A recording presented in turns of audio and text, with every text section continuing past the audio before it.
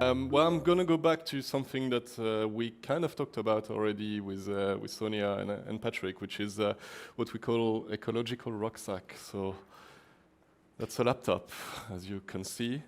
And well, yeah, as Sonia was saying, it's not just an object that weighs about 2 kilos. It's actually 600 kilos of material that have been dug up from the Earth. That's about 200 kilos of CO2 produced, and that's several thousand liters of water that have been used to create this laptop. So yeah, we need to go back to materiality and remember that everything we do, everything we produce, every company, everywhere, well, has an ecological rucksack. There's a materiality to everything we do. And the way to know about this materiality is going back to the footprint. I'm sorry, Patrick. But yeah, okay, maybe the carbon footprint has been created by oil and gas industry, but nonetheless, it's still a tool that can be used wisely by companies. It's not an end to a means, it's just a means. But how do you calculate video games footprint? Because that's the problem. We all think about video games as Sonia was saying, something in the cloud. It's difficult to go back to materiality, even for companies. When we launched this project, I'll come back to it a bit later. We did a small survey with a video games company, asking them, okay, are you making actions to reduce your footprint, to be more sustainable? And most of them said yes. And then we asked them, are you measuring the impact of your actions? And most of them said no, because they don't know how to tackle it, because there are several problems. One of them is that video game is actually, it's been discussed before, but it's actually at the crossroads of two very different worlds. The cultural world, which is making something that's immaterial, that's reaching out to an audience. But then there's the digital world, which is very material. You need to use devices to play the games. You need to use devices to make games as well.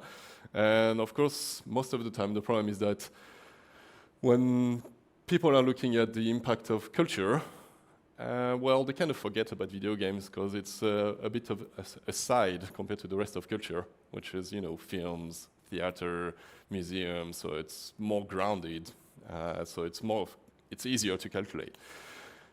And when you think about digital, well, usually, again, video games is just a small part of the digital world, so it's often really forgotten about. So that's one of the issues. The issues as well is that, well, there are lots of tools existing. There are two norms to calculate your carbon footprint. That's the French norm, bill en carbone, and you have the green GHG protocol. And then you have lots of tools based on those norms. The issue is that they're very generic. They have to be, because they have to be usable by any type of industry. But the problem is that being generic, they're not really geared towards specific industry, and especially digital industry like video games. So there's lots of specifics from this industry that are not accounted for in those tools. So they don't really work very well for specific industry, especially for an industry, digital industry of video games. And also you need to be kind of an expert to use them, or ask the expert to do it for you, which can be very costly. So that's where we come from with this project. There's also another reason for this that sprung this project to life, is that there's more and more pressure. There's more and more pressure on all industries, but specifically here we're talking video games. There's more and more pressure on reporting. The EU is pushing a lot with the CSRD, which is basically, well, at the moment it's targeting only big actors, so they need to fill out reporting on what they do for sustainability and everything. But obviously it's going to grow larger, the number of companies that are going to be impacted. And on the 1st of January, it's going to be all the companies that are on the EU trade markets that are going to be targeted, not only the big ones. So it's growing, and of course at some point it's going to target indie game companies as well. In France, the CNC, which is the organism that basically delivers fundings to culture. So that includes cinema, TV series, but also video games. They're starting to, they've created this now new conditionality to getting funding. So basically, you're going to have to supply a carbon footprint assessment of your project to get funding. So it's starting January, it's going to be effective for cinema and TV series, but then it's coming to animation and also video games later on. So there's more and more legal pressures. There's pressure from investors and banks now as well. They start to require that, well, they start to look at sustainability of projects to give you fundings. So that's something that's coming as well. And of course, there's pressure from people from outside, NGOs, but people from inside as well. Now people working in, who are joining new companies, and video game companies included, they want to know that their company is going to be accountable and they're doing something to be more sustainable. So there's really a push from everywhere to be more sustainable, even in video games. So that's where we came from, and we created JYROS. How did we create this? Well, basically we said, okay, we can't make a tool that's going to be just, on our side, a few people working on the tool. So we actually banded together in France. In France, you have regional trade associations for video game industry, so they're really like here to support the local companies. So we have 8 of them. We have 2 big trade unions, which are the CEL and the SNJV.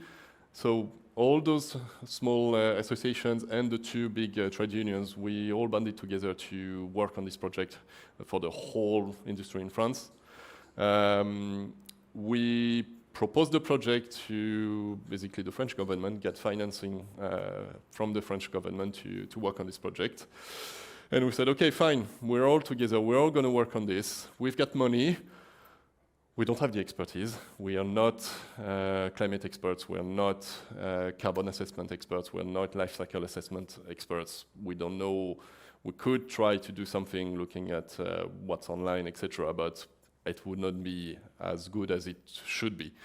So we went to iCare, which is a consultancy expert. They're experts in carbon footprint calculations. They're experts in life cycle assessment. They've worked in France on a report on the impact of the digital impact of culture. So they already knew a bit about this subject. So yeah, we went for the expert to create the tool, and then we said, okay, well, we want a tool that's thorough, that's scientifically sound, so we get the expert, but we also want a tool that's going to be that's usable by anyone. We don't want a big Excel spreadsheet where people are going to be like, okay, I don't even know where to start. I don't know what to put in there. I don't know how it works. It's too complicated. I don't know what to choose. So we said, okay, we need to get people from the industry to work with us. So we asked around if we could have some companies from French companies in the video game industry to work with us. Initially, we were hoping to get about 20 companies. We get more than 40.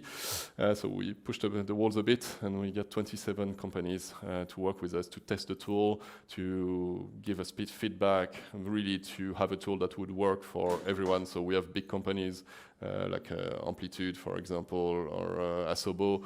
We have very small companies. We have one called Novabox, which is like 3 people. So we wanted to have something representative with, big, small, everywhere, making PC, console video games, smartphone games, VR games, everything. So we could cover hopefully everything. And then we wanted a tool that was as complete as possible. So we wanted a tool that took into account the whole of the impact of making a game. So that's going from, obviously, the use of energy, or your electricity, the gas you use for heating, etc., to business travel, obviously, employee commuting, capital goods. Well, you have lots of computers, screens, etc. in a video game studio, so that's obviously a big part of it. All the purchase goods and services, you know, including, well, the money you pay to get servers to upload your games, etc. All the waste, and the big one, well, what happens once you release the game, once it's used, once players are playing your game? So what's the impact of obviously using the consoles, the devices, etc.? What's the impact of the fabrication of those devices that are used by the players to play your game? So that was really the big one we wanted to tackle, which is obviously the most complicated one as well. And also we wanted to go beyond CO2 because, okay, we hear a lot about climate change. We hear a lot that's massive, we need to do something about that, but as Patrick and Sonia were saying earlier, well, it's not the only problem we have. So we wanted to make sure that video games company also saw the impact they had on other fields. So that's why we come back to our ecological rucksack. We wanted them to really see the ecological rucksack of what they're doing and think about it. So we have 4 indicators in JYROS. We obviously have CO2 for climate change. We have mineral resources, as we spoke about earlier. We have the use of water as well. As I was saying, to create a laptop, you use a lot of water.